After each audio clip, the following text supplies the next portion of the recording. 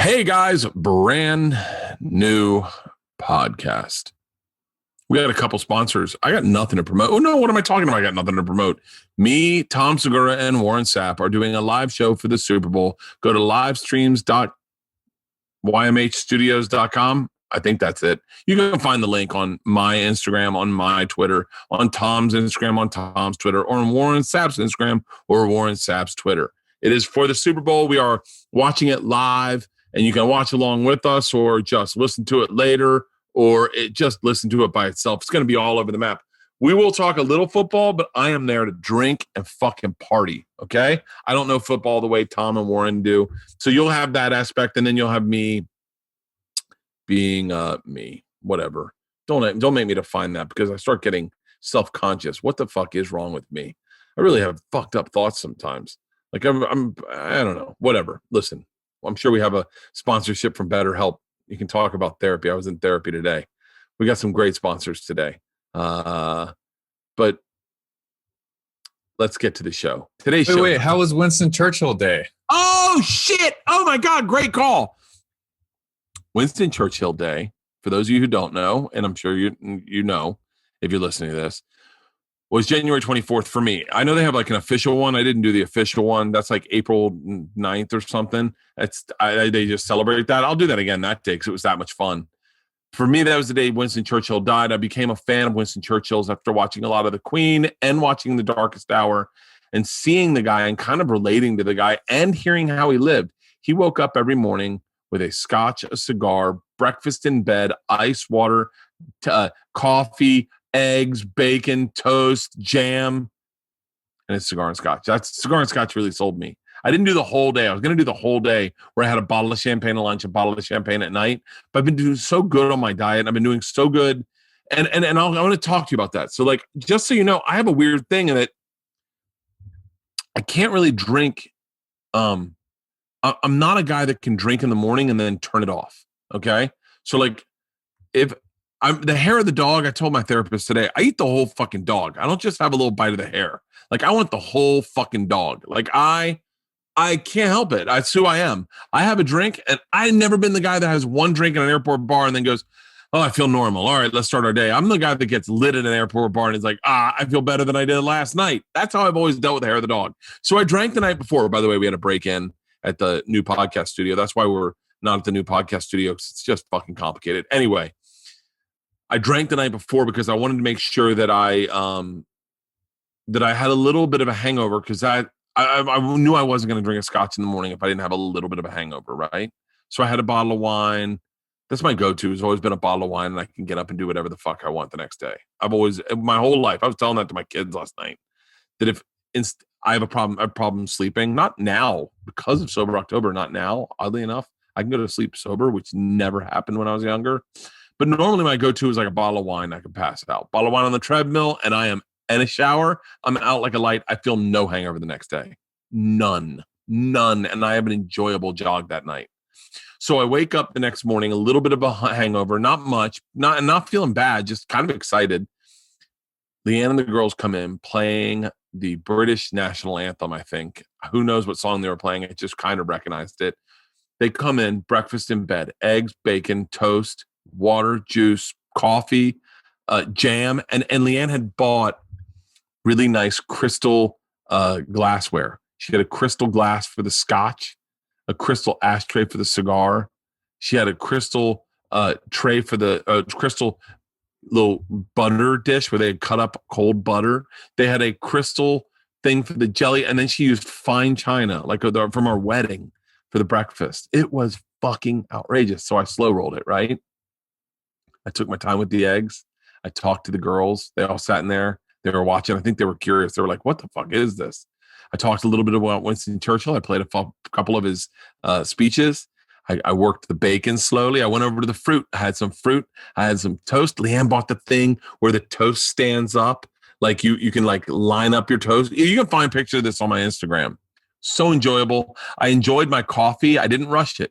You know what was beautiful about this? That I wonder if Winston Churchill was alive. I'd love to talk to him about this.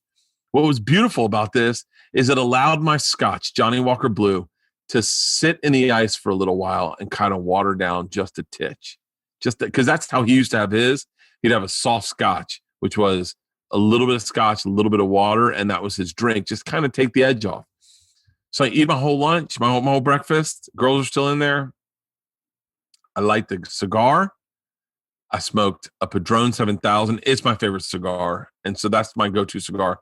I smoked a Padron 7000 and I took a sip of scotch and I slow rolled my morning. I sat in bed with Leanne. We worked on some creative stuff or went over some scripts and I enjoyed an entire cigar in my bed with a tall glass of Johnny Walker Blue. I said Johnny Walker Blue, right? Johnny Walker Blue filled with ice. And I took my time with it. The first time I've ever done that with a drink. I took my time with it. I enjoyed it. I swirled it around in my mouth to get the taste of cigar. Fill it up, match them. And I loved it. I fucking loved it. I loved it so much that I smoked the cigar down to the nub. And when I got done, I thought, Bert, don't let this beautiful event define your day. Don't let this beautiful event ruin your day with you chasing this great buzz, chasing a buzz. The thing with a great buzz is sometimes you'll get a good buzz and then you'll want to make it better and you'll run after that buzz the whole night. And it's never going to be as good as that first beer you had in the shower with a cigarette, or that first beer you had pre-partying, or the first beer you got when you got to the club and they said, hey man, you want a Heineken? And you were like, yeah. And you're telling a story and you don't even really drink it. And at the end of the story, you're feeling the buzz. That first beer buzz is so great. That first little buzz is so great. I said, don't let your day get ruined by chasing that greatness of that little bit of a head buzz with a cigar and scotch at 8:45 in the morning, 9 o'clock in the morning. And I didn't. You know what I did? I went into the closet. First of all, I changed the sheets on the bed because it smelled like a cigar factory. As you're a comedian, Bert, think of something funnier than that. It smelled like Snoop Dogg's fingers. I use that in a special. I went in and I put on my running clothes and I got on the treadmill and I ran 6 miles. I said, you just treated yourself. Now go and get it. It's whatever's broken in my brain. And I ran 6 miles strong. I felt fucking great. And then I got off and I had a great fucking day. I did not go back to the bottle that day. I decided to eat healthy, work out, and enjoy my day. I'd already treated myself. And man, I danced with the devil. Because I'll tell you right now, I want to do that so often. I just go, one glass of scotch and a cigar. I woke up this morning and someone was telling me about Tom Brady's parents have been in the hospital, but the text read, mom and dad are in the hospital. And I was like, what? And then I was like, oh, fuck this day. Scotch and a cigar. I'm telling you, you will catch me doing a scotch and a cigar in the morning in my bed again. It was so enjoyable. What's even better is that Leanne hit it out of the park. She really fucking hit it out of the park. So did my girls. But Leanne greenlit this. Not a lot of women are going to greenlight a cigar in bed. Bill Burr texted me, it wasn't even your birthday. What a fucking keeper, right? And I said to her, why did you do this? And she said to me, you know what? We're in quarantine. Life's kind of shitty. If you don't have these fun little moments, then what are you doing? And I was like, that's why you did this? Because we've been in quarantine and you know that I'm losing my mind and you wanted to have something fun for me? It was so fucking cool. It was so cool that I'm looking for other stuff. I want to do a Snoop Dogg morning on 420. Do a Snoop Dogg morning because Snoop Dogg every morning lights a blunt in bed. I'm going to put my hair in a scarf, smoke a blunt, put on a robe, put on some old fucking R&B. I could do a Snoop Dogg morning. I could do a Snoop Dogg morning with Snoop Dogg. I got to get Snoop Dogg on the podcast. Go Big Show, Thursday nights, 9 o'clock, 8 Central, TBS. It was an amazing, amazing morning. So I'm looking for more of those like that. If you know of any of them like that out there, let me know. Today's podcast is awesome. It's really awesome because I've talked about this ad nauseum. I know you know that I went through a little bit of a midlife crisis when I was 5 years ago, when I got fired from Travel Channel and I wasn't fun. I hadn't monetized my podcast and I was on a big tour with Tom and Joey, and then all my tour dates got pulled, and then and I just was lost. I didn't work. We were redoing the house. Maybe it was longer than 4 years. Maybe it was 4 or 5 years ago. We were redoing the house. Leanne wanted to get a vasectomy, and that's when I started therapy. That's when I started therapy. And I look back fondly on those days because I think those are the days that define me and turn me into the guy that I am today. The guy that I am today is the guy whose house gets broken into. I swear to God, I need to acknowledge this. The guy I am today is the guy whose house gets broken into. He gets the Nest Cam video of the guys breaking into his house, and he doesn't spin out of control. He sits in the pocket and waits till the lane opens up, and then he does the promo video to promote his show with Warren Sapp and Tom Segura, and it gets 500,000 views on Instagram. That's the guy I am today. I wasn't that guy when I worked at Travel Channel. I wasn't that guy because I didn't need to come up with creative things to get a paycheck. I didn't need to drive my own ship. My ship was getting sailed for me. It was like a real sweet piece of cake. But when it got taken away from me, it fucked me up because I realized I'm not in control of my own destiny.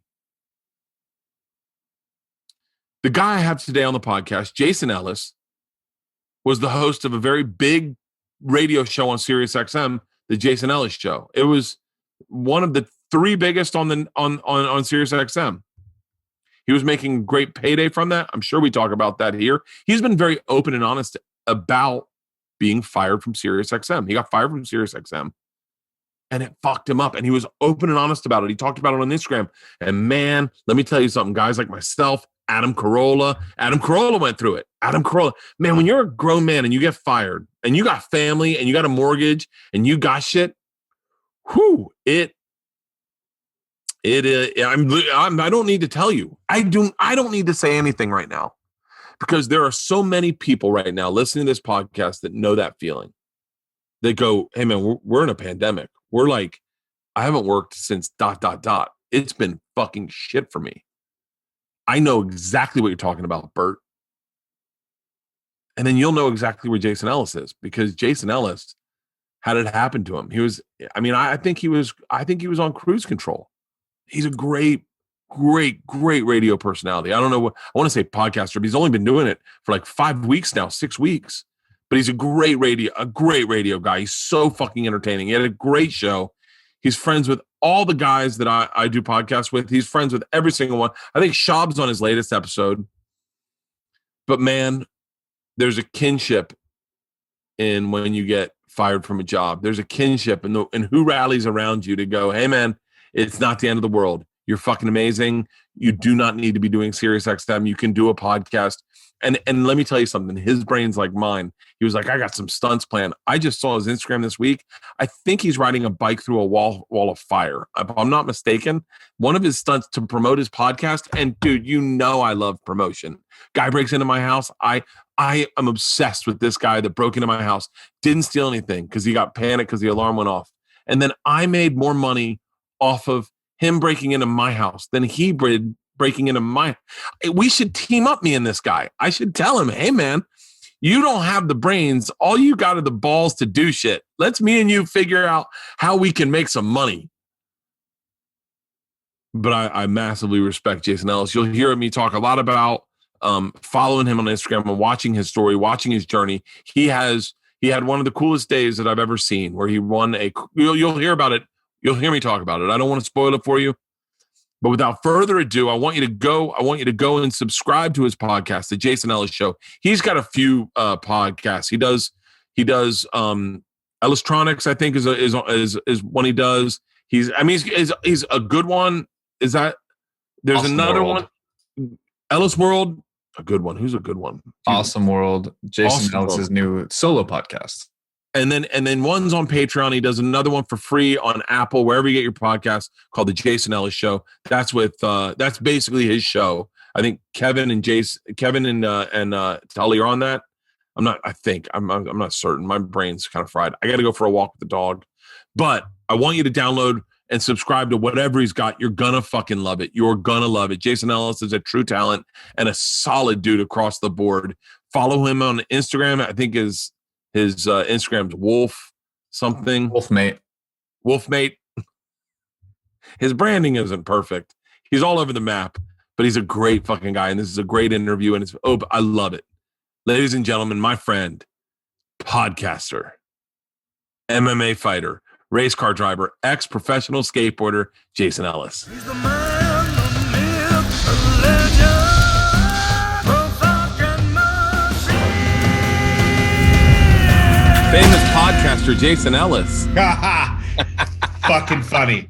I love that you're on the part of the team now. I'm more in awe of you because you know Tom Segura, and Tom Segura is the greatest athlete of our time. God So damn. pumped on him.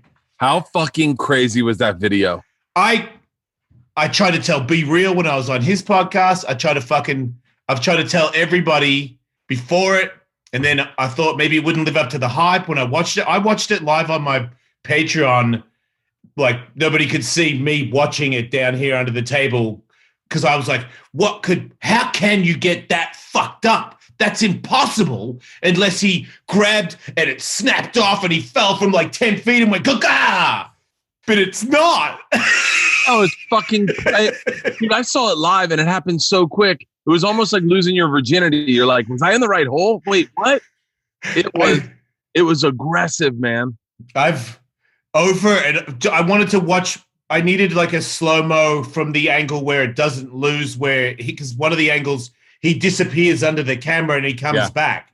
The one from further back, I kept getting videos of, it was to music and shit. So it'd be like, chika, chika, chika, chika. And I'm like, that's good, but I want, like I want to see fucking. I wanted to see the humorous snap. It's so ironic that he broke his humerus bone. Okay. There's a lot of...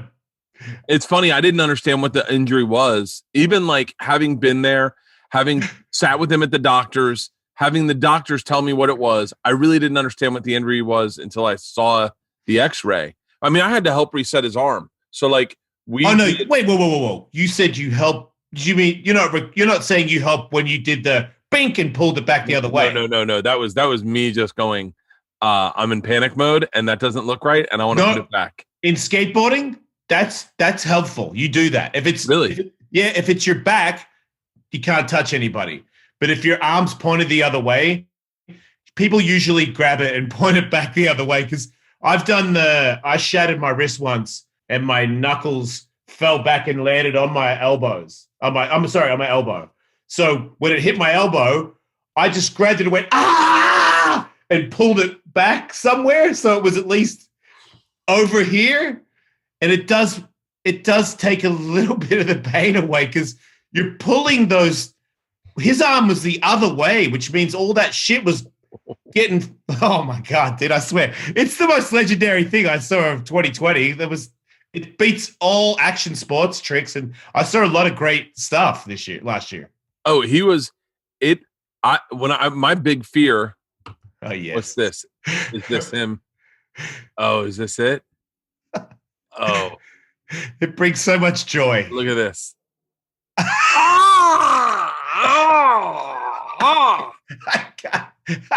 It's always it's always so much fun to This me. guy doesn't move. The guy to the right in the sneakers just doesn't even move. He's in shock, right? Oh, he keeps filming. Wow, he fucking holds the camera. Yeah, he keeps filming. I grabbed him and I was like, hey man, keep filming. I said that I was like, film everything because we're gonna stop. Our guys are gonna stop because there's me, hands behind my back, fucking looking like I'm pregnant. See, I didn't know because I couldn't hear. I couldn't hear the audio of your show when it was happening, so I had to just guess why he decided to go backwards in the air. I didn't know that his knee blew out and made him slip. I thought it was... Oh, I didn't have any idea what it was. I didn't know what a patella was. Because I just did. I know that he had fallen on his kneecap. So I thought he broke his kneecap and like his kneecap had exploded. And they were like, oh, no. And then the doctor was like, you know that little part right below your kneecap? I was like, what do you mean? He goes, push in. You feel that little thing? I go, yeah. And he goes, his exploded. And I was like, what? He was like, he shouldn't be pushing off. He's too big. Really? I don't know. Some doctors that's some bullshit. Like you're saying that if you jump too quickly and you're slightly above normal weight, that a thing in your leg will explode. I guess. Look, all I know is I have stopped doing a lot of quick movements because of him. Wait, it freaks you out as well. Oh, bro, I am down 20 pounds since that video. I've maybe drank 3 times. I literally, what? It fucked me up because, I was on a tear. Like this year I've been on a tear, but when I'm on the road, when I'm home, I'm pretty good because we're in a quarantine. It's like, I'm not really drinking at home by myself. You ran 1,000 miles. Like I ran 1,000 miles. I'm going for 2,000. That much. I'm going for 2,000 this year. I saw that. And but I've been on a tear, like on the road. Our last show was in Del Mar, and we were down at the beach. It was fucking beautiful. Day beers. It was awesome. Everything about it. Joint at night, fucking cigars. And I was like, and I woke up the last day, like November 28th, and I was like, went down to the beach by myself, and I got in the water, and I was like, this is beautiful. And I thought to myself, like, casually, I was like, I've got my health right now. I'm still young.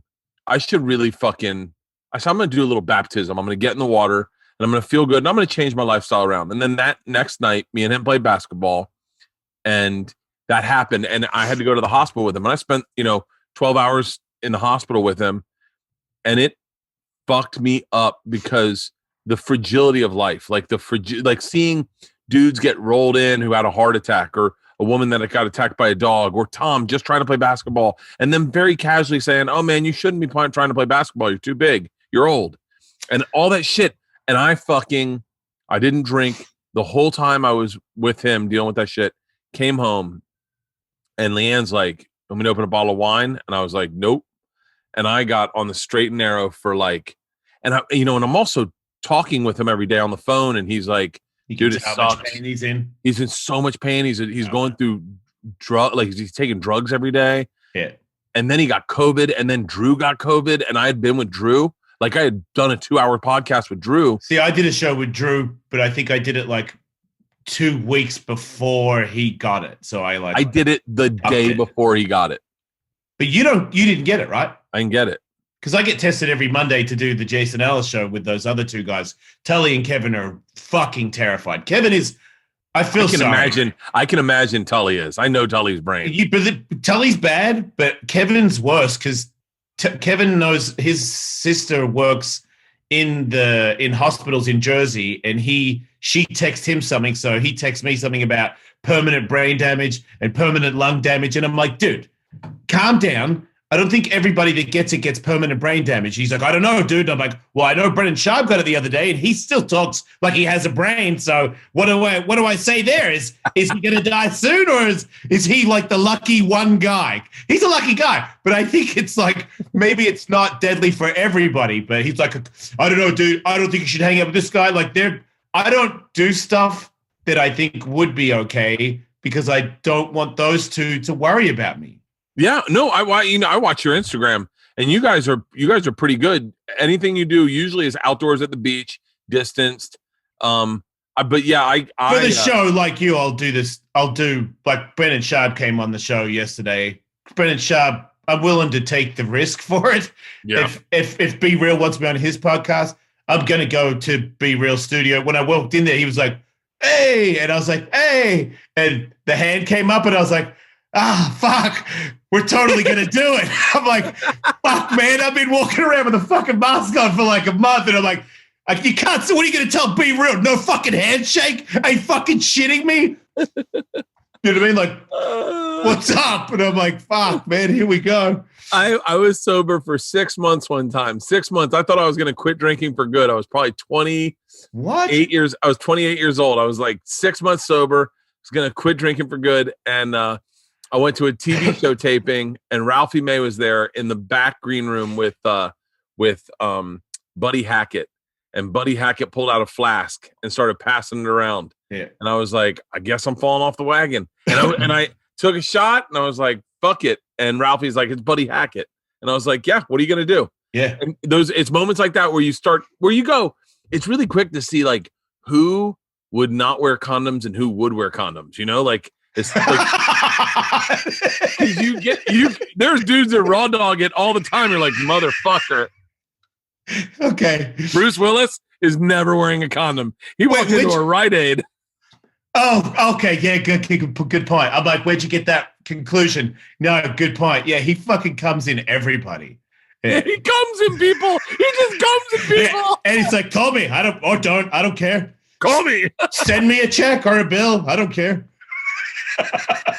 Oh. That guy. I'd raw dog it for Be Real. I'd raw dog it for Be Real. Yeah, I couldn't. How was that? How was that? That's fucking, is that the smoke box? Yeah, man. And I smoke weed all day. And that dude's weed and the way they do it, I hate even being this cliche guy. They're like, man, you go to Be Real shit, you're going to get really fucking high. You really do. At one point, and I smoke a lot, Bert. At one point, Be Real was talking to me, and I was like, yeah, wait, are you saying words? I didn't catch anything he said, and he was right there in front of me. And I looked at the other guy, and he's like, you want to do a dab? And I'm like, I already have 2 joints in my head. What are you guys doing? And then a couple of times I was like, am I breathing correctly? And I'm like, oh, that's a sign of being am I too breathing high. correctly? Oh, this is the first sign. That's whenever my mind asks me if I'm breathing correctly, that's when I know that it's time for me to stop doing whatever it was that I was doing that got me there. I remember being so high when I was a kid that I couldn't remember how I breathed, like how I remembered to breathe. And I remember being in Cayman Lazara's bed going like, I know I do this all the time. Why is this so fucking, that's crazy. Yeah, they used to have a club in Vancouver.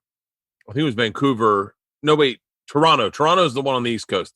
They had a club in Toronto where it was a smoke club. And I remember Doug Benson, who is legendary, was like, write your jokes down on a piece of paper because everyone's smoking in the room and you will get high without even smoking and you're going to forget your set. And I remember my throat hurt. It was so smoky. See, that's the sign. Tony did the smoke box with Be Real like 2 weeks before me. And he said, because he doesn't smoke weed, he said that his throat started to get scratchy. And he's like, oh, shit, I think I'm getting contact high. And he said he had to pull over on the street before he went home because he didn't smoke any. He just got, I mean, they don't fucking play, dude. It's like a cloud right here. They're like, hey, man, you ever thought of like how frogs can taste with their skin? And I'm like, yeah, man, that's crazy. Because they get you in this pocket where it's fun to talk about trippy shit because you're tripping a little bit. Well, one of my favorite high conversations I've ever had, and it's one of those ones where you only have it when you're high, was with Rogan. And he was, I don't know who thought of it first, but the premise was presented. If you could throw fish 10 feet in the air and they would start flying at 10 feet in the air, would we have any fish left on the ground? And I was like, I could not stop fucking laughing. Like if you could just take a fish, once it got to 10 feet, it started flying. Would there be any fish, or would everyone have done that to all the fish already? But wouldn't the fish fly back and go in the water eventually? You think he'd just stay up there? Maybe, and then he'd just fall down and die, and then you'd eat him. I don't know. Why does he have to die? Why can't he fly around and then go back into the sea? That would be fucking beautiful. If just for 10 minutes it flew around, almost like a paper airplane. Like if you didn't know, like people that don't know it, like if you can get a fish and throw it a certain height, it'll fly around for like 15 minutes before it goes back into the ocean. Not flies around until it starves because it doesn't get any more seawater. If only I could go to the sea again. Like, no. Hey, do you ever think to yourself, what is it about you that got, like when you talk about Be Real is one of the few people who was successful in one career, transitioned, and is now also successful in podcasting and media. And do you ever think to yourself, what is it about you that, like, about your skating career, whatever that was you when you were younger, that because not everyone gets out alive. Like you look at a lot of shit. I mean, you look at a lot of. I'm following Bam Margera, and I've said that exact sentence. What you just said. Then, like that, I used to make that. I'd tell people, "Hey, man, like there's a certain, like, you step in too deep, nobody gets out. You don't get like just out scot free for that. There's a price forever." Yeah, what was it about you, or like, because I everyone always talks about working hard and lucky breaks and whatnot. Like, what was it about you that allowed you to transition out of skating into a successful career? Like, that's fucking doesn't happen. Especially considering I wouldn't say I was the most. I definitely wasn't an organized professional skateboarder, or I had a lot of passion, a lot of like very determined to very competitive guy, but I definitely didn't have the most talent at all. So I think maybe that kind of helped because I had to stay in the top 10 in the world with the least amount of talent out of everybody in the top 10. It was harder work. So you're describing my stand-up career. Really? Dude, I always feel like I'm the least talented guy in the room, and so I end up fucking busting my ass and writing so much more and taking bigger chances because I go, I'm never going to be better than Sebastian or fucking Rogan or Stanhope or Bill Burr or Tom Segura. Like, those are the guys I'm in the room with. That's exactly how I was with Tony Hawk and Danny Way and all these other guys where I was like, you're good, dude. Don't get it twisted. You're good, but you're good enough to see how good these guys are. That's how good. You know what I mean? Like, because you're like you're a novice like me. Are you a good comedian? Is Joe Rogan a good comedian? I mean, yeah. Like, who's better? My opinion means jack shit in my opinion because I didn't grow up in the comedy world. I'm not a high level comedian, so I might know. I got my opinion, but the core, like your opinion of who's the best comedians. Oh, I fucking want to hear that one. I'll validate that. And same with skateboarding.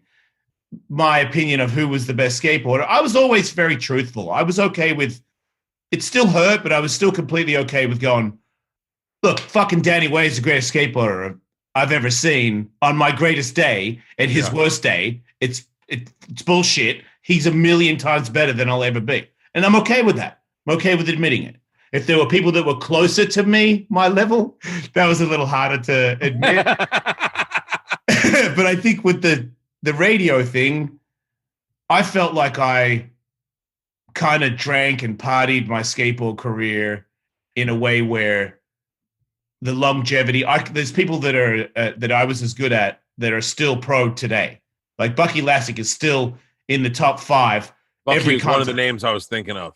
And I beat Bucky. I beat Bucky all the time, but I also, when Bucky went back to his hotel room, his wife was there, and I went back to, the cocaine room and went out all night and slept under ramps and woke up and be like, fuck winning, I'm about partying like a jerk off. So I did regret it, and I felt like radio was a second chance. And I'm more of an entertainer than I am an athlete. So I felt like, when I started radio because of Tony Hawk, as soon as I started doing it, the day I started doing it, everybody in the room was like, burr, burr, burr, burr, burr, burr. And I'm like, what the fuck are they talking about?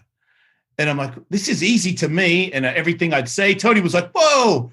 And then they took a break and they were like, hey, Jace, doing really good. Feel free to like turn it up a little more if you want to. And I'm like, I know what's happening right now. Like, these guys are all tripping out on my ability to talk.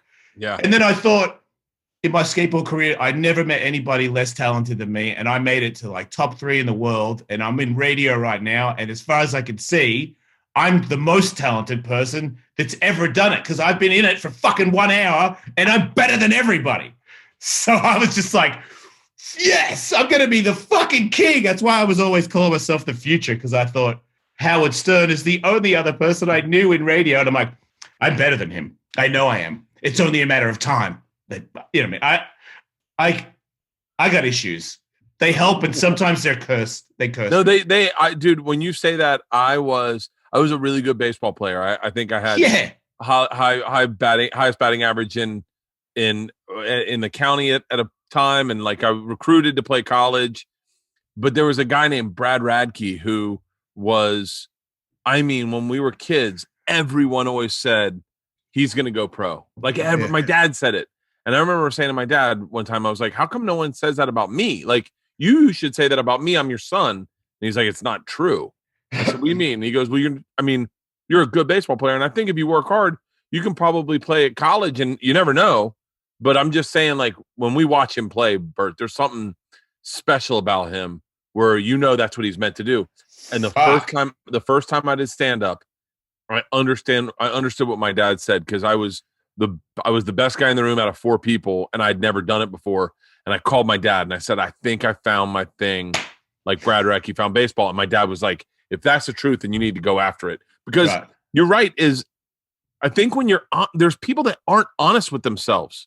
They just are delusional. Right. And I never understood those guys. I never understood how they could be in a business where everyone else is honest with you, and then you like build yourself up. I mean, I'm destructively honest. Like, I am hurtfully honest with myself. Me too. I know. No, my wife checks me on that all the time. So I'm my own worst coach as well. I grew up coaching myself, man. If I couldn't do it, I'd be like, listen, you fucking weak cunt, get the fuck up. And you know what I mean? My coach would be, I would call myself the meanest thing I could think of in the most aggressive tone I could think of. And then I'd go about doing it again. Because it also had to do with like fear. A lot of skateboard tricks kind of, when you're a vert skater, if you do it wrong, you fucking, you go to hospital. So when you're younger, that's not as scary, but it's still scary. Like, I still recall going, if I don't make it, I'm probably going to wake up on the ramp from being knocked unconscious with one, something's usually broke when I wake up too. Yeah. And that shit, after you see and Tom going to hospital all the time for broken bones and concussions, started to get to me. I started to become scared of that, of waking up like that. Not because of the brain injury shit, because no one even knew about that when I was pro. I just didn't like going to sleep. Scary, man. One time I was asleep and I was getting choked in there, like while I was unconscious. I felt like people were strangling me. So I was like fighting in the unconscious world. Yeah. And then I come out and I'm like, oh, what's going on? And then I would go back in. So I went in and out of consciousness for like a couple of hours, ambulance and shit. I pissed my pants. So those ones where I was like, man, that's when radio came. I was like, what are you going to do? You don't like what I say? Fuck off. Like, what are you going to do? Yeah. The worst thing you can do is fire me, which is actually pretty bad, turns out. It's, it's funny, man. I think so many of us, meaning comics, our scene, like our group of people, comics, podcasters, guys that live in LA, and especially I can only speak for men because that's who I talk to, identified with how honest you were about getting fired, because we've all been fired. Everyone's been fired. Right. And it is such a fucking head fuck. It is such a, it is, I mean, I so identified with it because I got fired from Travel Channel. I had everything planned out. I had I was going to go on this big Funny or Die tour with Tom and Joey and Liza and Sebastian and Fluffy, like 12 cities. I was going to do another season of Bert's Conquer. All planned out. We're tearing down the house. We're adding on to the house. I'm getting a vasectomy, and then I get a call. The tour's been canceled. You're kicked off the tour. You're not doing it. And Travel Channel fires you. And I literally because new president at Travel Channel just didn't like the direction that I didn't like me. I don't know. And it was just, a phone call. I got a phone call from her in Knoxville, and she was like, hey, is this Bert? I said, yeah. She's like, hey, Bert, new president. I said, oh, it's so nice to talk to you. And she said, so I just want you to know we're going in a different direction and we're not going to be working with you anymore. And I was like, man, I said stuff that I regret. Not mean, but just pathetic things. The rebuilding phase, the moment where you're sitting there going, okay, I got nothing right now. I know I got enough money to keep the house for a little while. I got enough money to keep ourselves afloat. That panic creates such. It changed my life. That panic changed my life, and it defined what kind of man I am. And I was like, I can do this. I got to get my podcast to, at the time. I'm not to give away numbers, but at the time, the number was 50,000 downloads. If you could get 50,000 downloads, you can start getting ad sales. That's what I'm at, right?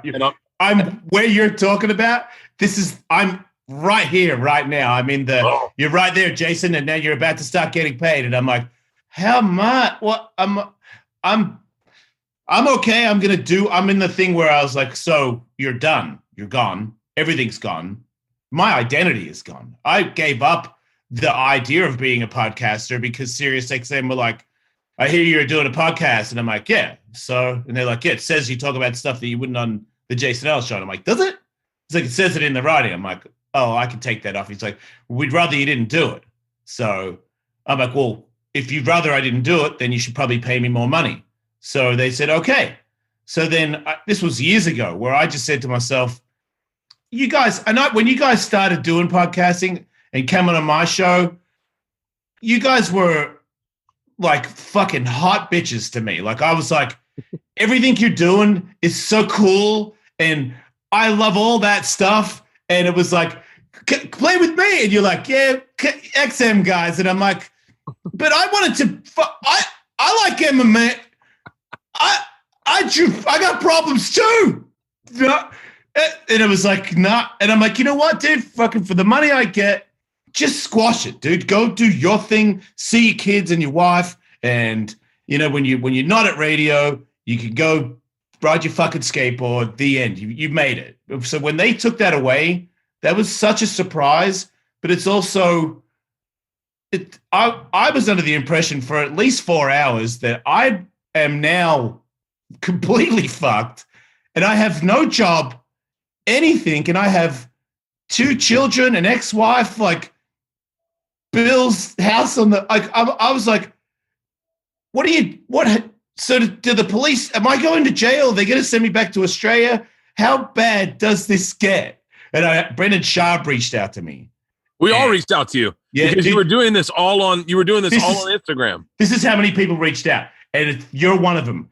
And it's funny because the people that reached out that were like, dude, don't worry, that I recall helping me. Like when you said stuff, I was like, if anybody would know, it'd be fucking Bert Kreischer. So don't deny him. And then Brendan Sharp, dude, trust me, you're going to be okay. I'm like, well, Brendan Sharp seems to know about podcasting. Yeah. Sam Tripoli as well. Louis J. Gomez. People that don't owe me shit that were like, hey, man, you're going to be all right, dude. Trust me, you got skills. You're just going to get this podcasting going. And you were the guy who would like, get it going as quick as possible. So I called a guy and had him flown into and built me this studio in 4 days. And all the 4 days, Bert Kreischer. It was Bert Kreischer, because one text message from Bert Kreischer, who's this fucking juggernaut cool guy who knows all podcasting, is like, don't let him sleep. Got to get out straight away. And I was like, oh, get out straight away. So this fear thing that you're talking about where the jolt of energy that I have, I'm in a contest. I'm in a fucking MMA fight. This is my whole life. Everything is on the line. I've never been more motivated and more electrically fucking fused to fucking fly up somebody's pants and kill them. That's my only beef, dude. If you cut me off on the freeway right now, it's not good. That's my only, I'm doing all the right things, Bert. I'm eating right. I'm trying to get sleep. I'm working out. I'm doing the cold plunge. I'm meditation, everything that I could do to not freak out. But if you cut me off, I will fucking cut your dick off and fuck you with it. Like I will kill people. I know. Where's the weed? Hang on a minute. I know we all have extra stuff lying around. I know for a fact I do. I just cleaned out my closet and my man cave, and we're getting to move.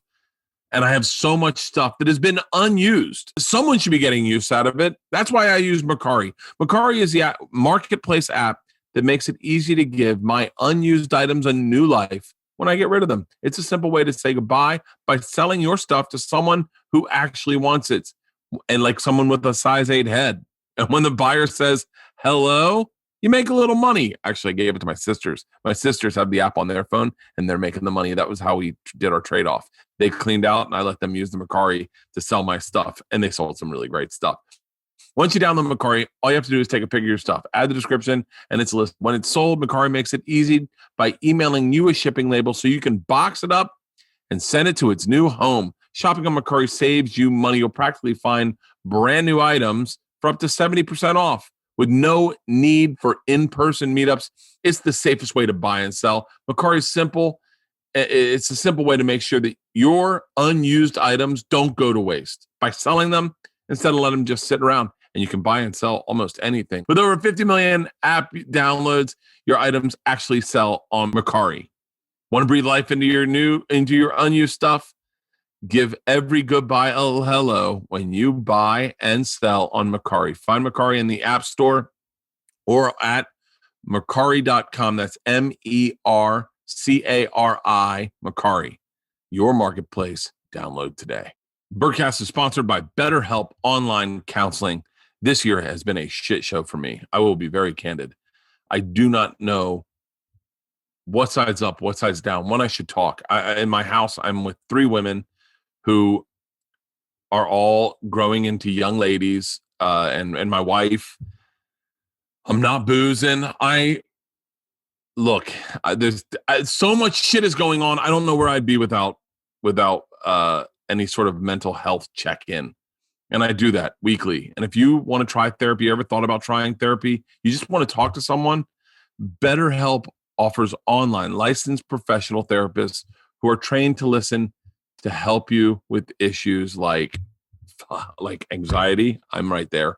I had an anxiety attack last night. I farted in the middle of the night, woke myself up, and I thought I shit the bed. And I didn't. It was just a fart that caught me off guard. Relationship issues, stress, difficulty sleeping, trauma. It's going to inform me that I have trauma, that I have tons of trauma, family conflict, self-esteem issues. And maybe you deal with LGBT matters, grief, anger, all that. Finding a therapist can be intimidating and time-consuming, but with BetterHelp, you can simply fill out a questionnaire to help assess your specific needs and then get matched with a counselor in under 48 hours. Easily schedule your video or phone sessions, and then you can do it on the treadmill like I do it because I don't like sitting down for it because it gives me anxiety, so I do it on the treadmill. How fucking great is that? You think you could ever go into some doctor's office and walk around his room and get on a treadmill? No, but I can. Join the 1 million people who have taken charge of their mental health, like myself, with the help of experienced BetterHelp counselors. BetterHelp is a convenient and affordable option to our listeners, and our listeners get 10% off your first month with the discount code BERT. Get started today at BetterHelp, HELP.com/BERT. That's better, HELP.com/BERT. There is absolutely no shame in asking for help. I'm joking. I'm right. What's crazy is that fire, like I'm telling you, man, that fire is so it's almost like I don't know if this is like it, but it's almost like finding Jesus and understanding it, because once everything's taken, because I was like you and I was you're so spot on, because every time I go to the water and look at the sun now, there's this fucking passionate thing of like, I don't believe in anybody, you know what I mean? And I'm like, the things of the cosmos, you know what I mean? Like, people, please like me, podcast success. And like, anytime I see the sun or the moon, that never used to happen. It was just the sun and the moon. Now I'm like, please, I need life. Like, oh, it's, dude, it's holy shit. I got, and you know what? I really think that, especially, I can't get rid of it. I got this panic thing in me where it's not super healthy either, because even when like the pandemic started, my special aired on the 17th, stay-at-home orders were there. I started like going, all right, let's pivot. You know, the world throws us a curveball. How do we hit it? And then I was like, here we go. Let's do drive-in movie theaters. And I know that I've listened to a couple people always send me clips when other comics talk shit about me. And I listened to a couple guys talk shit about me on podcasts, just kind of like not being assholes, just being like shitty. And then you realize, how? What's the complaint on Bert Kreischer? Oh, he takes his shirt off. His fucking, whatever. Those driving shows suck. He's an alcoholic, man. And how long is that going to last? It's like easy, man. Like I don't need all that fucking. But what happens is I can't help it. I just start pivoting and going, so then let's create. Let's do this. I want to sell a movie now. I want to make a movie. And it's because of that one. I was the paycheck dude who was comfortable at Travel Channel. I was making good fucking money. I'd never made more money than that in my life. And I was like, and I remember thinking, how could I ever make more money than this? I mean, there's a company paying me guaranteed money. I remember the day I got my guaranteed offer, My offer was $400,000 for 2 years. And then they broke down bonuses and they're like, you're going to walk with like $600,000 this year. And I was fucking losing. I opened a bottle of champagne and lit a joint. And I said to my wife, our problems are over. Our problems are over. I've said that for a contract. I said that for 3 contracts I've signed with Sirius. I did 3 contracts at Travel Channel. The last one was like $1 million contract. So was mine. But spread out, but I remember it was and I was eating pizza and I opened a bottle of wine with my wife. I said, we weren't even millionaires. Over 3 years, I'd be a millionaire. And I was like, we're a millionaire. And I remember when all that got taken away. And this is why I think so many of us connected with where your head was. And, for Shab, it's fucking fighting. It's like, it's that conversation with Rogan of, hey man, you shouldn't be fighting anymore. But he said they lost the HBO thing as well. And they left him high and dry as well at one point. And he had to rebuild again and fight on the kid. He's had to do it a couple of times. Yeah. So and it keeps showing up, man. Tom's moving to Austin in fucking 2 months. Wait, so everybody's going? Are you going? No, I'm not going. I'm staying. I'm not done with LA yet. I still love this city. We just bought a new house. I'll fly to Austin once or twice a month to do the fucking 2 Bears, 1 Cave. I don't give a shit. Like okay. I look at the world very, very differently now. Like I see, and I love that, you got to understand, man. And I don't think I've ever told you this. Maybe you had a day that changed my perspective on the way I should behave. And I know the day that it is, but your day was you did a motocross or a car race and won an MMA fight in one day. And I saw that and I thought, sky's the limit. You got to challenge yourself. So that you can have the day Jason's having. Jason, I remember thinking a lot about that day. I watched you do it all on Instagram. Wow. You're like the only guy that watched it. A lot of us did, because I thought Jason's having a day. Like that's a victorious day. At the end of the day, he gets to fucking, and I was like, I want more days like that than not like that. I want a lot of days like that. I want days where people go, shut the fuck up. You did what? And you're like, yeah, man, fuck it. Yeah. Fuck it. You only live once. I want to know about that day, because that day, I think about that day a lot. That's so crazy that you even fucking saw that day. But yeah, that was an accident. They usually are, but I'd been involved in a fight and a car race one other time where it wasn't as big a deal of a fight, so I didn't have to make weight or anything. It was an Ellis Mania event in Vegas, and then BJ Baldwin is a rich guy that had a private plane. He's like, I can get you a flight to the track for the race so that you can come back and fight for Ellis Mania. And I was like, that sounds about as rock and roll as fucking I'm in. I'm so in. I didn't even think of like what could be bad about it. I just thought, shut the fuck up, fly, race a car, fly back, have a fight in Vegas and sell out the joint. Like that sounds pretty sweet. I'm in. Badass. And that was not that difficult. But that was before I was very serious about racing, so I wasn't expecting to do well, and I didn't. I just finished. This one was a proper MMA fight against somebody who was better than me, more experienced than me. The only thing that I had going is he's smaller than me, and he's not that good on the ground. But I knew it was a tough fight. But I don't want a career. I just wanted to have a really tough fight. I wanted to feel... I want the challenge, man. I want it to be, I'm like, and I asked my team guys, I'm like, you think this guy's good? You should probably wait for this guy. I would probably fight one other guy and then this guy. And I'm like, well, then this is the guy.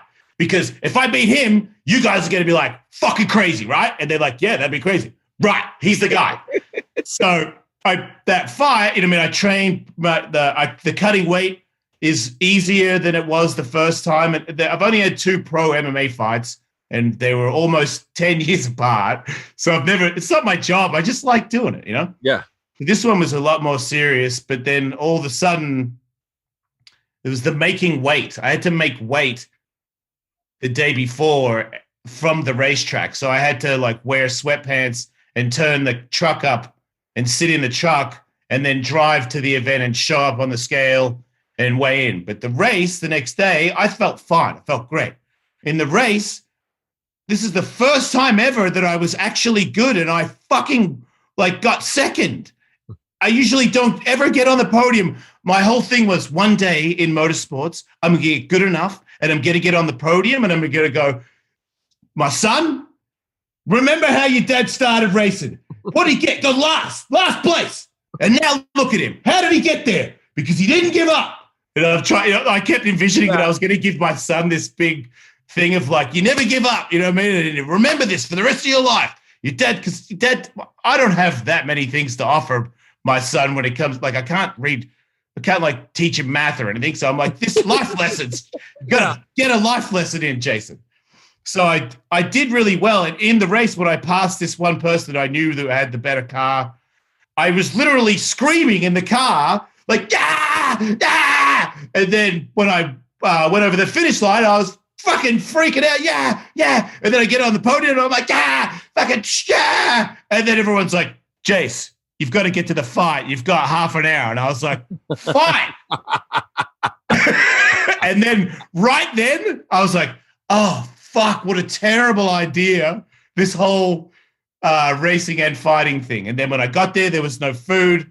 I didn't have time to warm up. And they were like, you're good. And I remember my coach, when I walked the walkout and when I got in there, he goes, Jason. And I'm like, yeah. He's like, hey, man, it's a fight. It's a fucking fight. Get your fucking head in it. And I was like, I mean, I'm standing in the cage. How much more of my head do you need in there? But he could tell that I was not ready for this guy. And then when the fight started, this guy pretty much knocked me unconscious, dude. Like, really? I lost so badly. I could feel that, like, the Dak Shepherds of the world, like, people fucking came out to watch this ghetto-ass fucking organization fight. Like, people were in tuxedos in the crowd. People, shit. Like, so I'm losing, and I can feel everybody going, I thought Jace was good. What? I thought we all came here to watch Jace kick ass. And so he hit me so hard that I can't see anymore. And I hear, whoa. So now my hands are out, and I'm just waiting for another hit. I get a hold of him, and I'm on the ground. Now he's on top of me, elbowing me in the head as I start to wake up. And I'm like, wagga, wagga. And I'm like, go, Jason, go. And then I start moving around, wrestling around. And then by the second round, I'm in a fight. I'm like, okay, we're in a fight. And it was the most terrifying, exhausting. I thought I was going to die several times. And I also, when I thought I was going to die, I was like, in hell, I'll be quitting. Like, in fucking hell, you'll be getting me to give up in this fight. And then with 1 second to go in the last round, I tore his fucking shoulder off and got him to verbally tap. Really? Yeah, so it was like a crazy comeback too. But everybody was like, dude, what was up with the first round? I'm like, yeah, I didn't really know I was there until like halfway through. What did it feel like to go to bed that night? Did you really feel the greatest thing ever, Bert? I fucking Marilyn Manson is my weird friend who texts me every now and then and will talk to me and then disappear for a couple months. Yeah. So he tells me to call him after the victory. So I've got my wife, her girlfriend. So I've got, some hot chicks in a big room, and people are trying to help me eat a cheeseburger because my jaw's so fucked up that I can't get my mouth on a burger. And all I wanted was a burger. That's all I. Fuck beer. I just give me like meat and cheese and bread. That's all I wanted. And then he called, and my face was really bad, but like I still have like a weird permanent lump on my head. And my shit it shifted my head, the beatdown. Really? Yeah. Like I swear, but I have a photo. It's the most, I have a thing here and then a big one on the other side. So my head does like a bit of an S bend, but so there's blood everywhere, and then him calling and him going, because I was eating a burger and blood was dripping on my burger, and he was like, man, you're a crazy motherfucker, man. And I was like, he's calling me a crazy motherfucker, and I've got all the girls, and I got the burger, and I think Anne Hayes showed up, and I was like,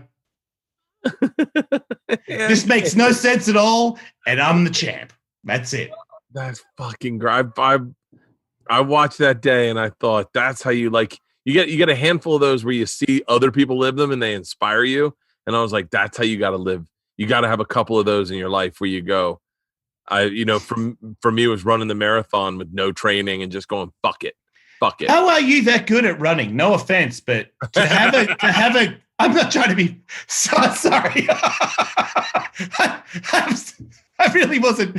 You do have a gut, right? Oh, I do. We can admit this, yes? Oh, I'm still fat. Okay. For whatever reason, I think it's.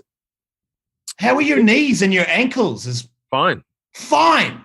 Yeah, fine. Rogan said that to me. He goes, I'm worried about your knees. And I said to him, I guess Joe doesn't know anything about knees. I'm fine. And then Tom blew out his patella and I called Joe and I apologized. I go, I'm sorry, man. You knew. I know what you're saying. Oh man, don't let him.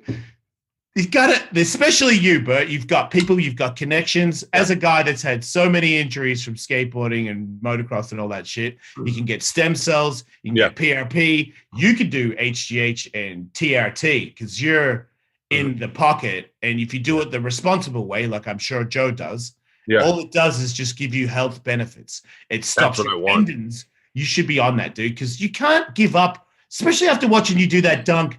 You love sports. You're a fucking big baby, dude. You need to wrestle. You need to be a rambunctious motherfucker. Don't let Tom's you realize there's nobody on the planet. I've seen Matt Hoffman has had more surgeries than more than Evel Knievel. Danny Way, they've all had cadavers. One of them had it with no anesthesia because he had to go to Canada to do it illegally. Like these guys, all the injuries. What Tom did, if I showed Matt Hoffman Tom Segura's slam, he would appreciate that. He would be like, this guy is fucking good. This guy knows how to go hard. He really does. He in and out before he did that? Holy shit.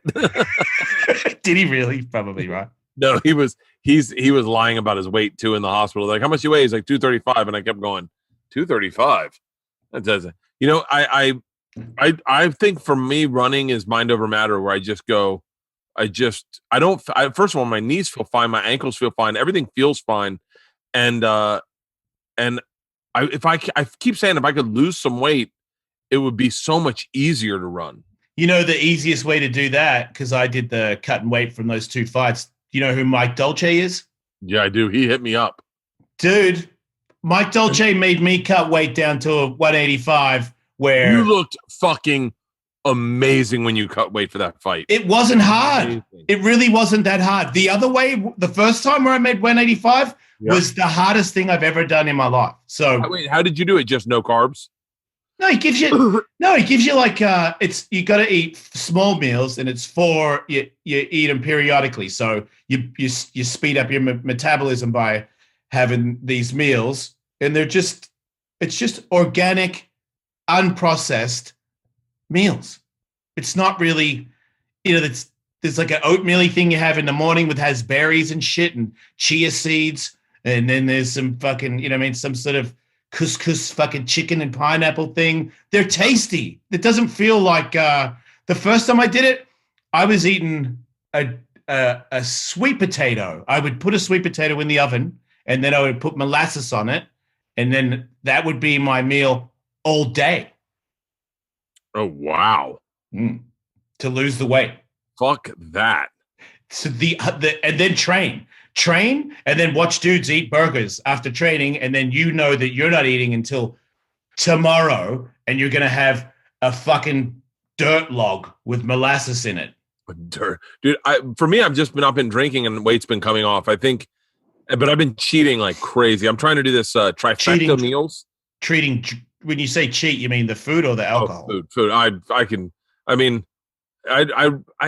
Alcohol is weird for me because like I get to a place where I don't want it when I'm home like this. I just have no interest in it. I have no interest in anything. Coffee is my big thing. Getting on the treadmill, working, getting a good night's sleep. I got a great sleep last night. See, I feel like you don't bring it up that much, but you're a super dad, dude. Like I follow your shit, and to me, it's like, I got to be good on the radio or podcasting now. Sorry. And I got to be good around the kids. Like, I don't want to be shitty around the kids. Like when they're there, hey dad. Yeah. What do you want?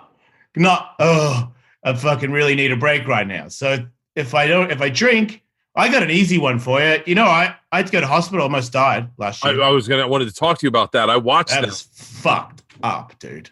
That and getting. So how did that start? It started because tell everyone what it was.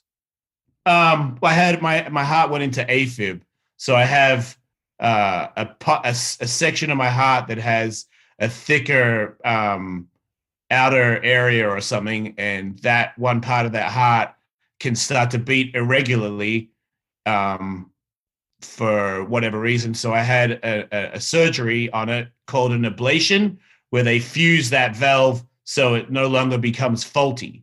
So when I had that, that's when I started to fight again, and sky's the limit. And then drinking came back into my life.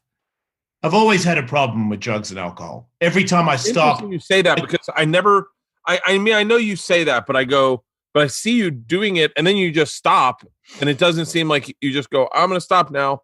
It's like, well, I'm talking 17, all the drugs, to 27, then stop doing hard drugs, and then drink a lot, and to the point where that's a problem. Then stop drinking, just smoke weed. And then when I got older, I started drinking again because I got kids and I got the show, and I'm not fucking drinking to the point where I'm not getting up correct tomorrow. That's insane. Yeah. So I justified that as, what's the big deal? If I have some wine at night and I get up and still even go to the gym, how could that be bad? That's my question. Well, I'm unlucky, man. I have a heart condition where apparently he said that it happens to people when they get older. I'm not trying to scare you, but there's something with older people when they drink around the holidays, it can make your heart go into AFib. So if you don't get your heart to go out of AFib, you can have a stroke. So it's a pretty big deal. So what does it feel like? Do you feel it? Dude, it's the fucking, because I've been through this 3 times, right? And the first time when I was in Cedars, they were like, he's having a heart attack. So they've got me on shit. I'm once again looking at the roof going, all I've got is my brother who passed away. And I'm like, Stevie, if you're there, can you stop him, man? Because I've got so much more shit to do. My kids and shit, dude. Not right now. You can't do that. Like, that's all I was talking to. And to get through that, they were like, you've got heart disease. Then I go see a heart specialist, and he goes, you don't have heart disease, dude. You've got this thing. We can have an ablation. You'll be fine. So I've been up and down on that a few times. And then to finally have it all figured out. And then when I was in there with this ablation, I went and saw my specialist, and I'm like, how could this happen again? Do I need another ablation? And he's like, did you drink? And I was like, yeah. And he's like, do you drink a lot? And I was like, I went to Big Sur with my wife, and we drank red wine every day. And then when I got back to the house in LA, I went to sleep, and I woke up at 5 a.m. in AFib. So when I woke up, it's this one part that goes, and it's going faster, and it won't stop. And it starts to feel like, it's like a panic attack, but it starts to get, you can feel, like I put my finger on it and I can feel it. So then I still did the show, and then I had a doctor come over to the show because I didn't want to go to hospital in case if it wasn't that. And he's like, yeah, dude, you're in AFib. So then off to hospital, and then they kept me overnight because they wouldn't knock me out until the next day because they didn't have the doctors. So I just stayed in AFib all night. Oh my God. With this monitor beeping. If my heart went under a certain thing, the monitor would go beep, beep, beep. So that was just a reminder that I might die every 5 minutes. So I was fucking really falling apart in there, dude. And then they knock me out, shock it back in. And then I go see the specialist, and he's like, you don't need an ablation, man. He's like, if you don't drink again, he's like, you got a heart, your heart's fine. You could, because I did the stress test. He's like, your heart can run up to 190. You're an athlete. But if you drink, it could trigger it. That's so crazy. Why does alcohol trigger it? Something about that, because I asked him about all different kinds of drugs. Marijuana, he's like, no, it doesn't trigger it. I said ketamine because the doctor gave me ketamine spray. He's like, no, it doesn't trigger it, but alcohol will. Dehydration or something like that, something to do with something there where it starts to, if you have that thing, if you potentially have that thing, drinking a bunch can trigger, because it's usually in the morning. It's not when I'm drinking. It's the next day where it comes on. Wow, I wonder. I've had those mornings where you're your heart's racing and you're like, Jesus Christ, I'm sure I have AFib now. Now I'm going to definitely convince myself. You got to stop.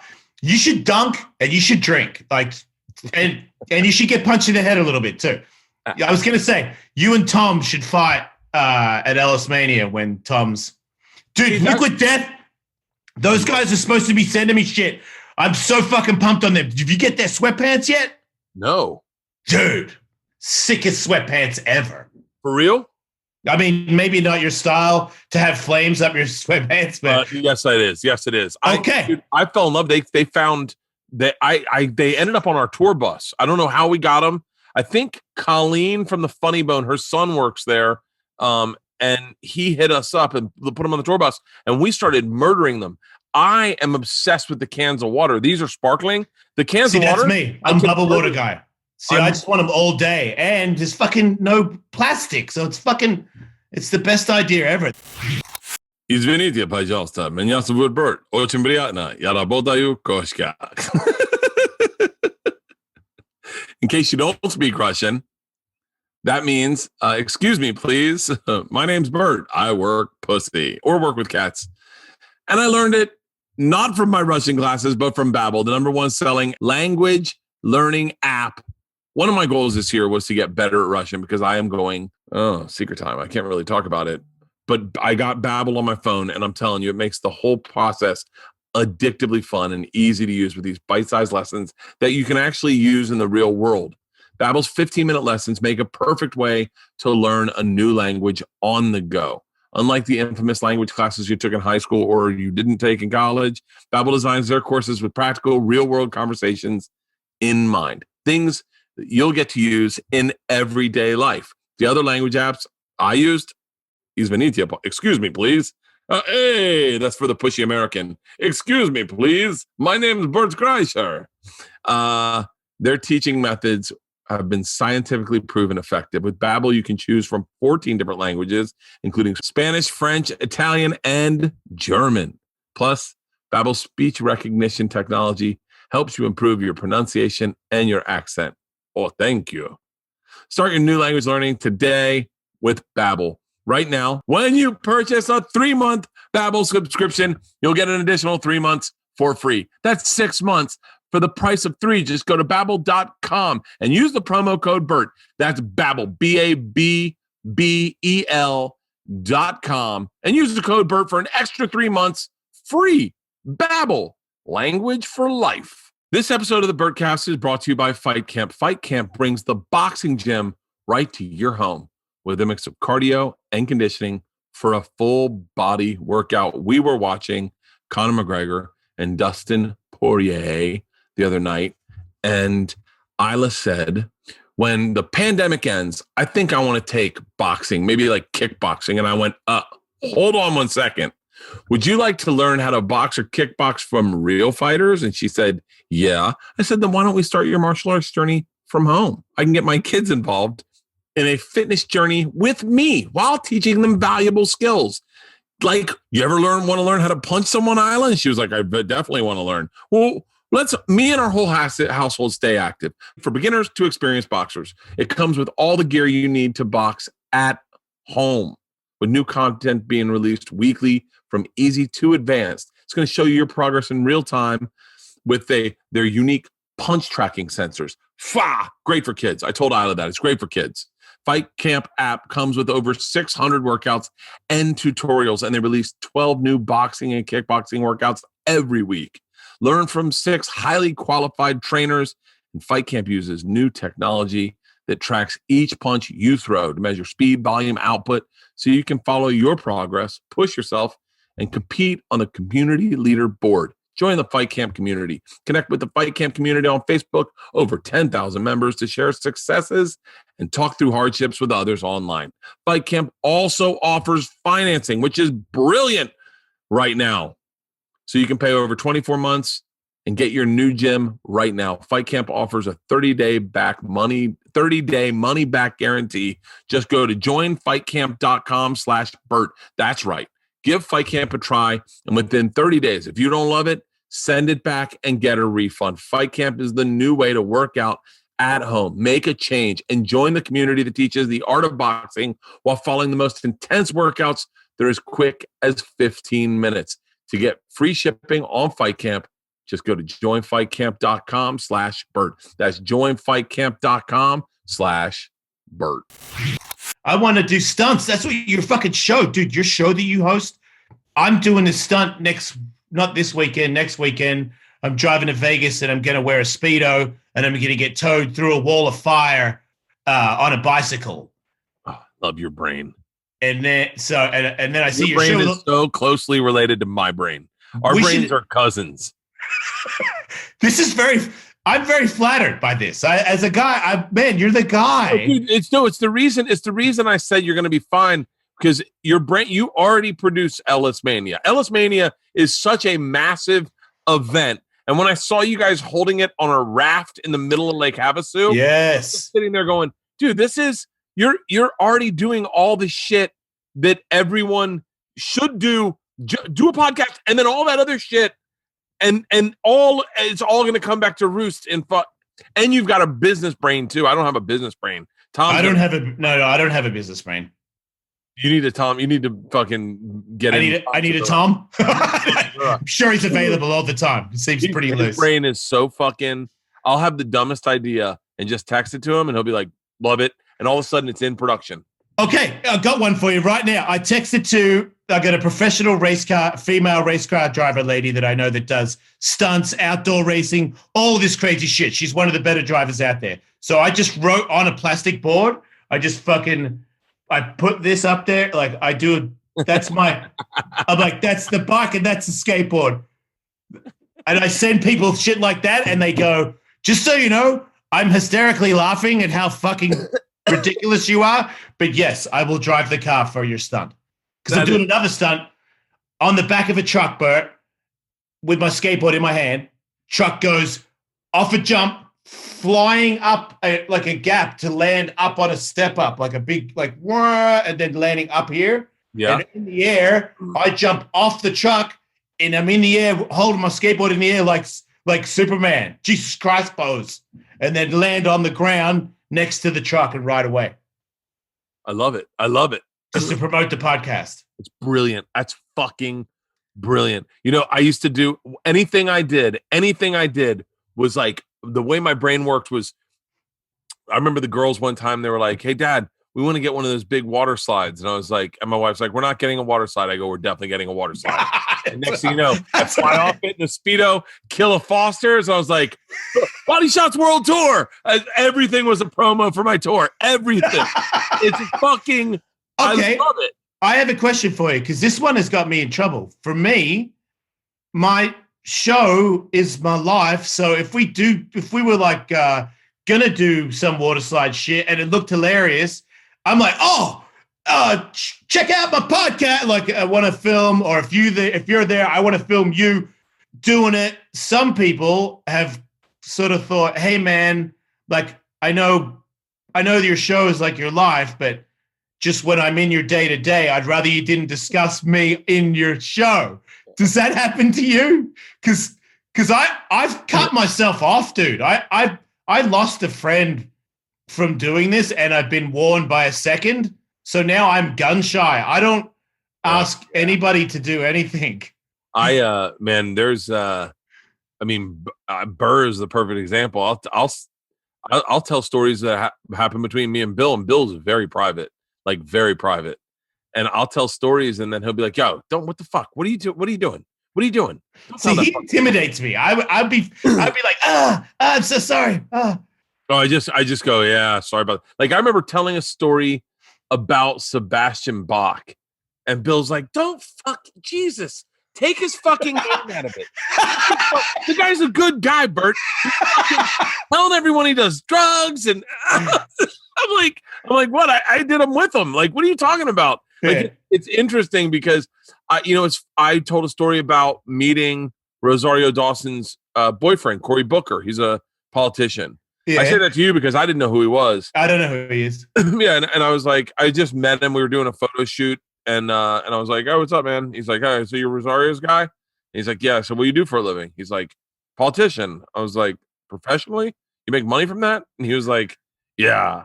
I was like, so do you want to like be president? I go, what do you do? He goes, senator. I go, is that like the one where there's 2 of them or the one where there's 9? And he's like, it's 2 of them. And I went, oh. I go, you want to be president one day? He goes, I ran for president. I said, when? He goes, I just ran for president.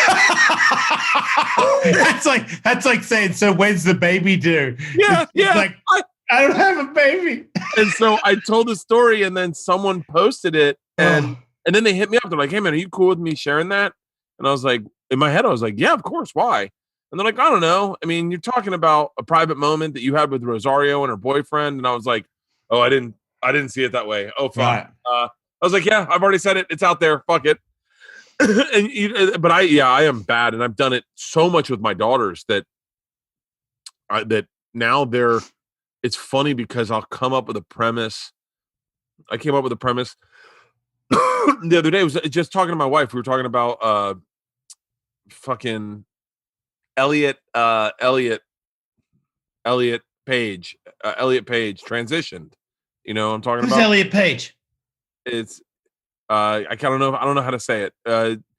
He used to be an actress, and now he's an actor. Now he's an actor. His name's Elliot. You're not allowed to say their last name. You're not allowed to say their old name because you're dead naming them. So you're not allowed to say his last name. No, you're not allowed to say their old name. They're old. You can't call them. Okay. Sorry, I get you. Like the runner guy and right. Yeah, Caitlin. Yes. Yeah. So you got to say there. And by the way, I'm trying to. You don't have to gotta say, just for the record.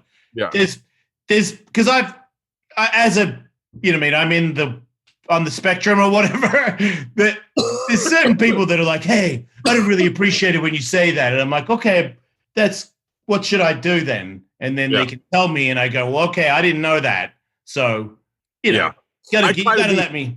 I try to be respectful because I go, all I know is I feel pretty good about me, and I want them to feel that good about them. That's the only reason I do it. That's the only reason I do it is I don't want them to think that I think differently about them. So, my point is maybe I didn't feel, I said something kind of shitty, I guess, in my kitchen. My wife said, hey, we're big fans of the Umbrella Show. Number 6 or whatever is the Umbrella Academy. Number 6 is who Elliot used to play before. She said, hey, just so you know, he transitioned. And I went, oh, really? And I was like, for real? She's like, yeah, here's a picture.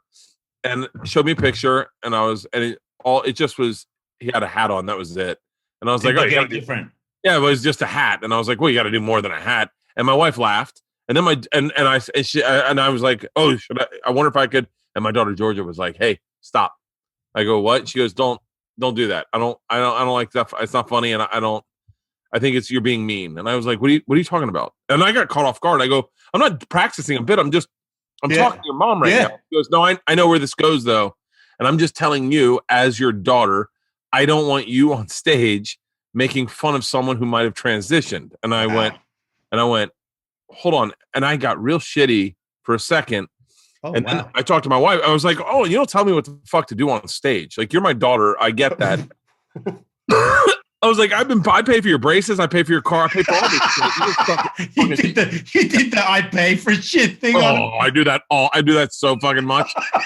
And then my wife's like, just, she doesn't want her dad to look like a bigot because she's got to hang out with people. And I was like, oh, fuck. And I was like, oh my God.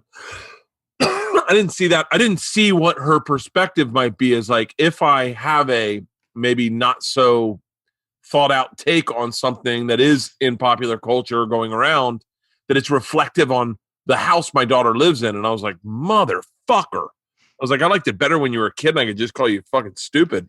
Yeah. No, those things have changed. But I mean, depending on who you are, it's, to me, my daughter being like that is good for me because I had to tell my daughter that I'm bisexual. And I really didn't want to tell her that. I don't want to have that conversation at all. And for her to be like, it's fine, Dad. And I'm like, you know what all that is? She's like, yeah, of course I do. I've got tons of bi friends and gay friends. If someone had told me that when I was her age, I wouldn't have had that answer because I didn't have any friends that were gay or trans. We grew up in a different world where it was like my dad, there was no talk about marijuana. My dad didn't have friends that smoked pot or ate edibles. I did. Came over for Easter. and my daughter's got Joey Diaz as an uncle, and they're like, and so their perspective is different than, and then you try to parent around what this new perspective is, and you're like, I don't know what to tell you, man. It wasn't. It was hard to get weed when I was a kid. Like, I know that it's very prevalent right now. Yeah. I don't know what to tell you. Like, don't eat. Like, I'm giving advice. Like, just take half. Like, I don't know what the fuck advice is. I always say to my kids that you can't do it yet because it's scientifically proven to stun your brain growth if you take it when you're at a certain age. I said, when you're like 25, if you want to smoke weed, well, I'll get it for you. But you should probably wait until your brain has fully developed because science says that you should. So that's my argument. That way I get out of it because they can be like, why do you smoke it? I'm like, fucking almost 50. Get the fuck out of here. You got to be told me it's better for me. No, I know. All my doctors are like, keep smoking. Everybody's giving me that advice. You all right, dude? I got something flew down my throat. Do you want to do a liquid death chug or something? Like you do on your... You all right? Yes, a bug flew down my throat. Oh, my God. I'm sorry, but that is funny as well. Oh, my God. It was like fucking right there, just tickling. Yeah. No, I know. That's interesting. How old are your kids now? 15 and 11. 16 and 14.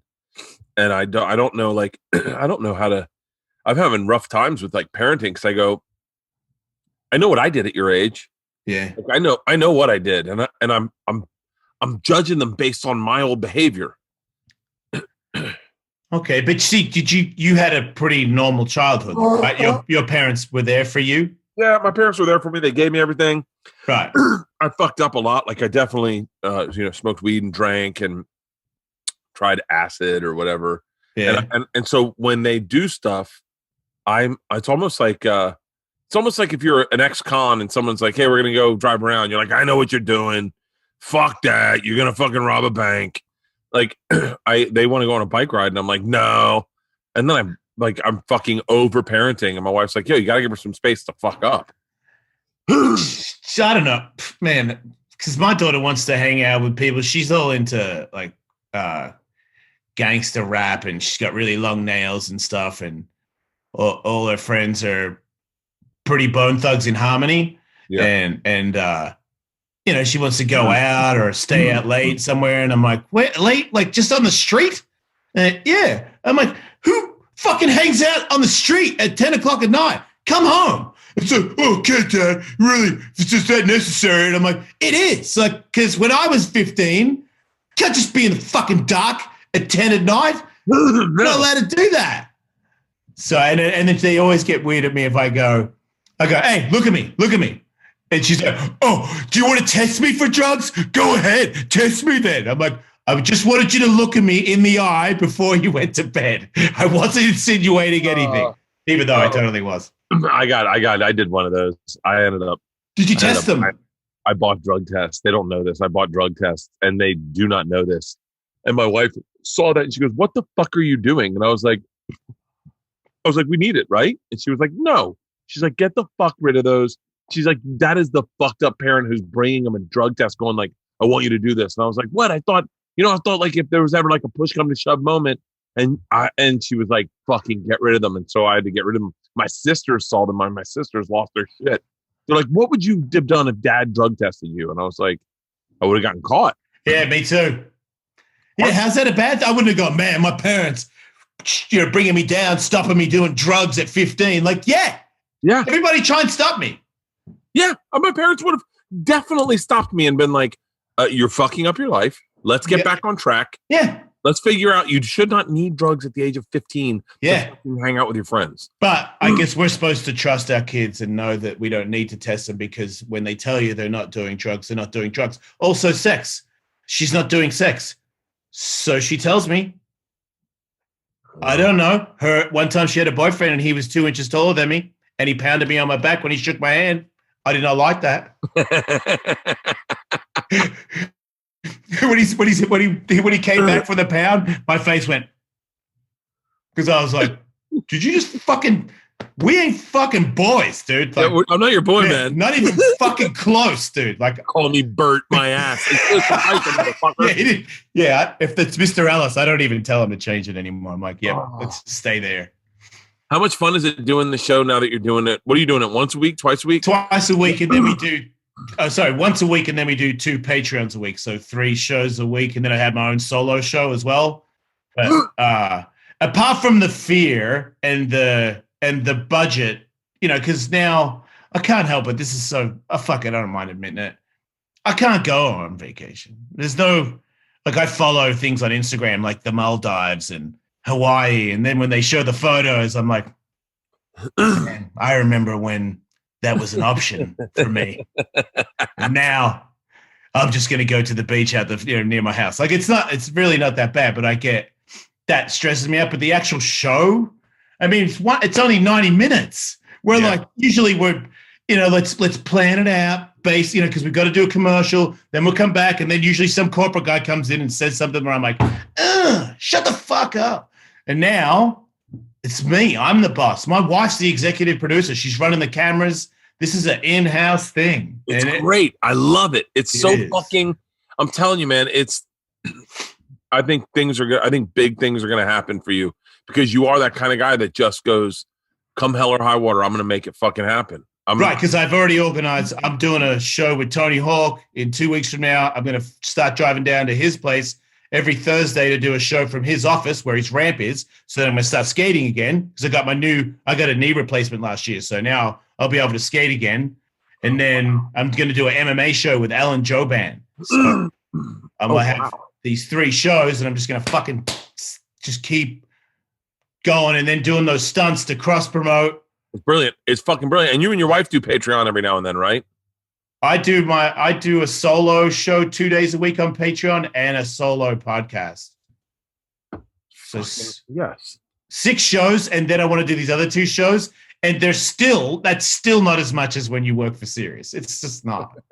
and this whole thing of driving down to San Diego and skateboarding with all my friends that I grew up skating with, like I'll be back in my little. I had to say goodbye to those guys. I moved to LA to be successful in radio. And they were like, we don't go to LA. What's the point? There's no vert ramp there. And I'm like, well, I don't go to fucking Carlsbad because I don't skate anymore. So I'm excited about being around in the community and not saying when someone's like, meet me on Thursday. And I'm like, dude, I have a job. I can't just meet people on a whim. Now I could do that. I could meet you on Wednesday or something. Oh, it's all your own schedule. You get to move everything around. I'm telling you, man. What'll happen? I'm telling you from my experience is you'll get so comfortable. You'll get all dialed in. Every day you'll show up and they're like, "How many ad reads?" They're like 7, and you're like, "Fuck, 7 ad reads!" Wow, that's gonna be awesome when someone says that. And then they're gonna be like, "Hey, man, we want you to do a show," and you'll be like, I'm pretty good. I'm so out of my backyard. I'm making good money. I think I'm set." And they're like, well, I think it would be good for your career. And you're like, I think my career is in my backyard. Yeah. This time round, if this does go around and this show is successful and I'm sitting back in a spot where I'm like, you are successful again, dude.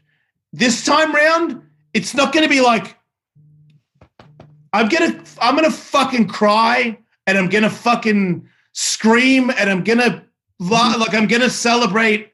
I'm going to take photos of it.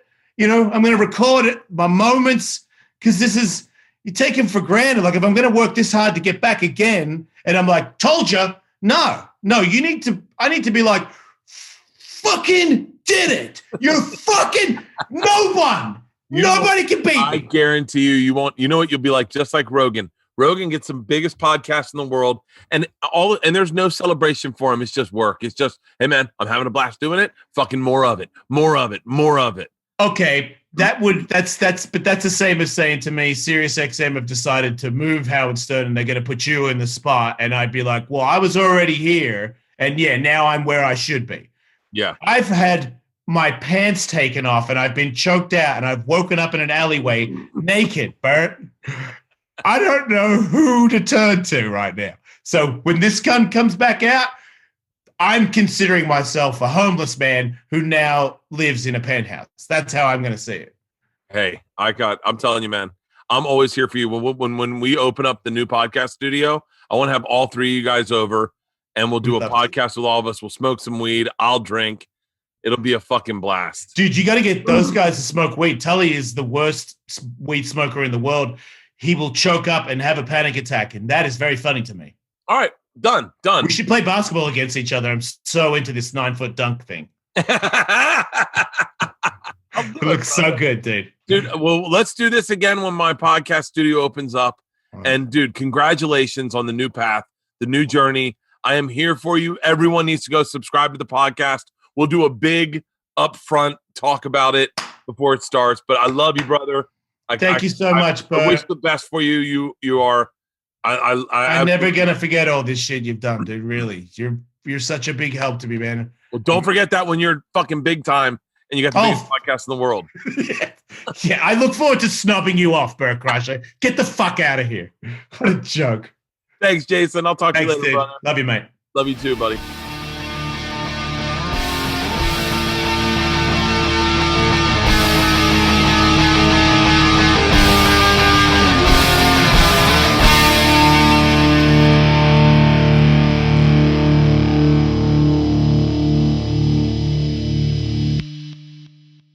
This episode was brought to you by The Machine.